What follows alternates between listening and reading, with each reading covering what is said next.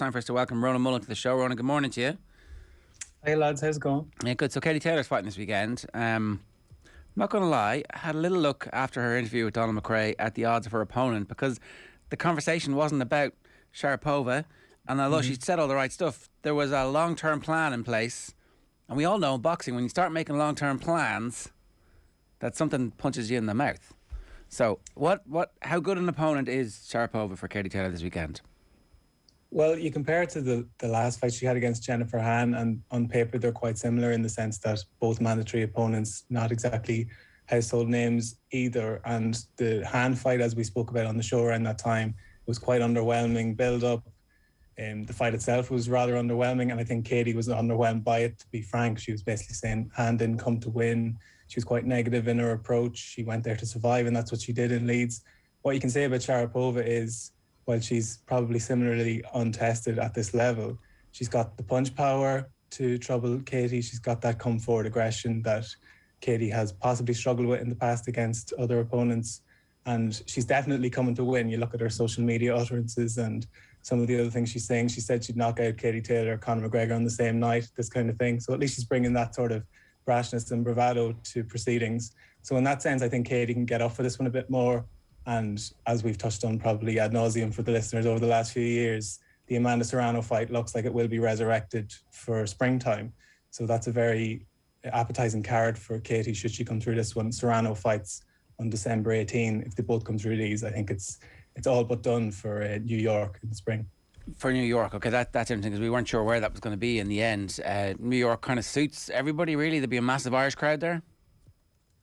Yeah, there was some implication. I think it was more fans trying to get the fever up, that possibly you could pair up Michael Conlan's world title fight, which is also kind of been mooted for March, and have them both in the big room at Madison Square Garden, which would, needless to say, would have been an amazing occasion. I'm not sure the dates are going to quite tally up in that regard, so I think Katie probably looking more around April. Like, come what may, I think it will be stateside. I think New York would be the number one target for it, but as we know, Katie's fought in, she's fought in Philadelphia, Boston, all along the East Coast. She's fought elsewhere in the US, so I think that's probably her home base, as it were, from a pro boxing point of view. So I think she'd be happy enough to go into Serrano's backyard, and that, like, not to move away from the fight upcoming, but I think if this fight was made a couple of years ago between Taylor and Serrano, I think Taylor would have been a prohibitive favourite. Now I think Serrano's put a nice little run together, and I think it's probably closer to 50-50 than it ever was if they meet next year. What else is on the Katie Taylor medium to long-term checklist other than beating Amanda Serrano? It's a difficult one. Like, I kind of think of the Tom Brady comparison with Taylor, whereby she talks about fighting until she's 40, and a couple of years ago, I was kind of dismissing that as maybe putting that time frame out there so that people don't keep asking her, like, how long are you going to do it for? How long are you going to do it for? But now I very much get the impression she's serious about that. So beyond Serrano, there's other marquee opponents like Jessica McCaskill, who she's beaten in the past and has since put a pretty impressive run together. So Katie beating her would basically make her another division of to conquer onto her belt. So I think that's kind of what she's thinking in that regard. But I think Serrano is the prime focus for the moment. Like, she's dealt with the Delphine Pursuin rivalry for now. There are other maybe up and coming fighters like Chantel Cameron that she could face. But I think it definitely is a medium to long term plan for Katie at the moment. I'm not getting the impression yet that she's ready to check out. How dangerous is it for us to be having these conversations? Because if we're having them and everybody else is having them, like, we know boxing is not random. On balance, the best fighter wins, but it is a sport where your opponent can hit you with one punch and that's the end of it. Absolutely. Like, this has been the year of the underdog as well. Like, we need not look further than our own Kiko Martinez. Can we claim him? I think we can claim him. He's kind of quasi-Irish at this stage, but he is world champion again. Like, out of nowhere, knocked out Kid Galahad a few weeks ago as a rank outsider in Kid Galahad's hometown. He's once again world champion. So Kiko, and then probably the fight of the year, upset of the year, George Kambosos beating Teofimo Lopez. Again, unbelievable. Nobody would have picked it beforehand. So while sometimes in boxing, sometimes you don't know until you know, kind of thing. And I think Sharipova, though she hasn't been tested, has, like, in theory, a decent, like, medley of talent that could possibly trouble Taylor. I'm not going to say she's going to win, but she got punching power. Like, she's over half her wins have been by stoppage. And she's got Sofia Ochagava in her corner, in the sense that she's been in training camp with her for the last few weeks and months. So she's got the kind of blueprint to maybe give Taylor some problems. So I think in that sense, there is levels of intrigue to this that possibly wouldn't be present for Kit Taylor's other mandatory defences. So it's definitely one worth tuning in for on Saturday, I think. And if it does set the table for Serrano in March or April, I think all the better. One of the issues is go on. So I was going to ask, is there like a 10-year anniversary Ochagava-Taylor fight on the cards next year potentially? Well, Ochagava is a funny one. Like, I think she made her debut a few months before Taylor made her pro debut, which was 5 years ago in November there. And she's going to fight on Christmas Day, Ochagava. That'll be her 6th pro fight, I think. So she's kind of really spaced out her pro prospects so far. But I think it's definitely one that could be easily resurrected if both of them were minded to do so, because I think they're quite cordial outside the ring from my experience, but it's more like Ochagava just can't get over the London Olympics, whether she's got merit to that argument or not. She's kind of was surprised visibly in the ring that she didn't get the decision and has been talking about it for the decade since. So I think there's definitely an inbuilt narrative if they wanted to get it on, but it's a helpful one to have for this fight upcoming, because Sharapova has been leaning on it, saying nobody knows how to beat Katie Taylor better than Ochagava. She's got the blueprint, these kinds of things. The only thing, and Taylor's flagged it herself, Ochagava and Sharapova are polar opposites in terms of styles. Like, Ochagava was an elite technician, whereas Sharapova is more of a come forward fighter and will be looking to trouble Taylor with big shots rather than like crisp counters or this kind of thing. So while there's probably some reason that she's dropping that name in there, I don't think it's going to be a huge factor come fight night. But for journalists, it's a handy one to have to build the whole thing around. Okay, the Serrano fight, one of the reasons why we were hearing that it wasn't being made up to this was difficulties about agreeing the pre-fight rules and testing and all that kind of stuff. Has all that been parked, Ronan, as far as you know? Is the current information that everybody will sign up to whatever pre-fight requirements are expected of fighters at this level? Yeah, well, that's one of many issues that's kind of hampered this fight. Like, this, in theory, this should have been made 3 years ago, but it finally came together for May of 2020. So that would have been just as the pandemic had started. So that's kind of why it was scuppered. It was then refixed for August of 2020. And Serrano basically saying the terms had changed, because there's no fans in attendance, she's not getting the money she had signed up for, kind of thing. And then Delphine Pursoon stepped into the breach and so on. So that's kind of changed. The testing shouldn't be an issue for the moment. Also, the Jake Paul side of things, where Amanda Serrano is under Jake Paul's auspices at the moment. He's basically her promoter by all intents and purposes. So that's kind of given her a bit of leverage that she didn't have before, where Katie has the power formerly of Sky Sports, now of DAZN, and obviously Matchroom, Eddie Hearn, the behemoth that has become. So she always had the negotiating power. Now I think that's a little bit more even as well. So there's probably no reason this can't happen. And like, I was mentioning the cordial relationship between Ochagava and Taylor. Like, Serrano and Katie didn't like each other, and I still probably don't, but you see Serrano liking her stuff on social media and vice versa. So there's kind of an understanding that it's in both of their best interest to get this on, because it could,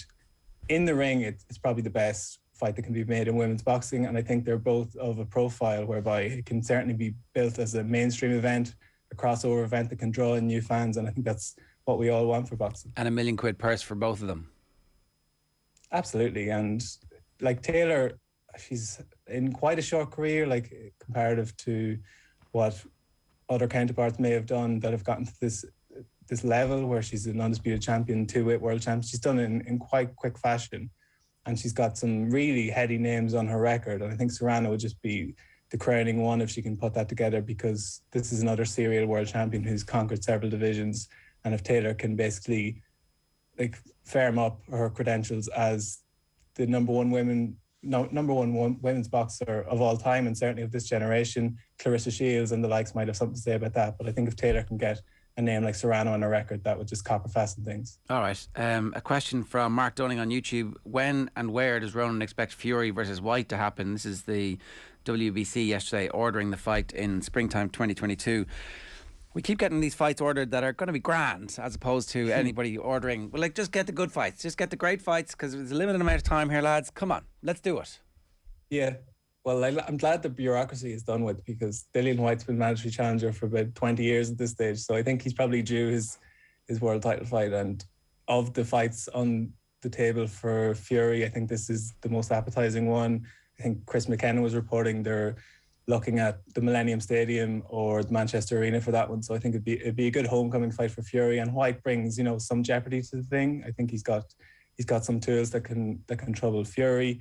Like, you've got the spectre of the Joshua against Usyk rematch, and there has been some talk in recent weeks that Saudi Arabia are willing to put up the money to give Joshua to step aside and let Fury fight Usyk for all the belts, because that's what we've been trying to have for the last few years, where between Wilder, Fury, Joshua, we couldn't get all the belts on the line. And now we're one fight away from that. So if Fury fights Usyk, we can have one undisputed champion. And yeah, as I said, I think Saudi Arabia were saying, I think Joshua wants something like 40 million to step aside. And who can blame him? Why should he step aside when he can just jump back in the ring with Usyk? So I think the most likely outcome for the moment is that Joshua will fight Usyk in the springtime, and not long after you'll have Fury against Whyte. So we can't ask fairer than that. If those turn out to be semi-finals, yeah, we'll be happy enough when the winners fight each other. Well, that's the thing. They could turn out to be semi-finals, and there could be no final. It could be like one of those FA Cups during the war. It's like they just didn't play it. Or the All Ireland in 1880 whatever years, like eventually got played in 1922. So, like, can we guarantee that the winners will fight? I don't know, like, to that end, maybe the Saudi Arabian option, not to use this terminology, is the more like appetizing one, where maybe if they can find an agreement with Joshua that he could step aside and let Fury and Usyk fight, and then we could have a de facto champion. Then we know who the number one guy is.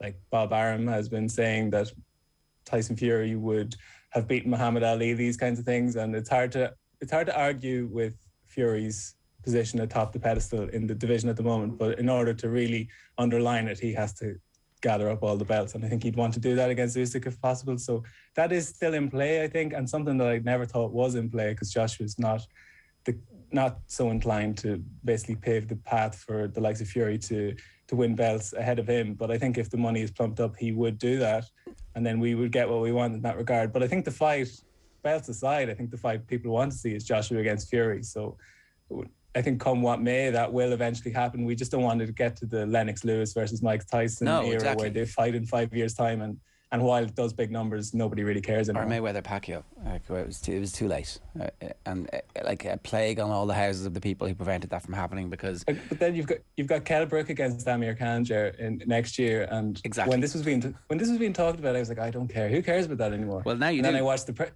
press conference. I'm like, geez, I love this fight. They're going to be straight up and like each other. Neither of them are as good as they could have been. Like, look, maybe the fight will still be amazing, and in 30 years' time, when the short video gets made of their careers, this ends up being part of the highlights reel, and we all forget the fact that it was 5 years too late, but they were of some kind of equal standards at the point where the fight was made, that it's a great fight. I don't know. Ron, can Tyson Fury recover from the huge family setback that is Tommy Fury's cough and broken rib? Oh, this has been a nightmare of a promotion from day one, really, hasn't it? I don't know, it just never seemed like it was going to come together. I'm not to cast aspersions on the otherwise ironclad credentials of Tommy Fury, but I just never had an impression this fight was going to happen. And like, while Tyron Woodley, I think, is stepping into the breach to fill in,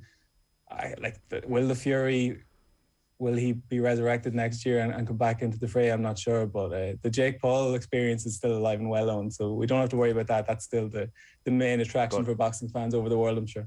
One of the most influential people in boxing is how he keeps getting written about. And look, that's the 2021 for you. Ronan, good stuff. Thanks a million for joining us. Cheers. Nice one, lads. Thanks. Ronan Mullen giving us his thoughts there.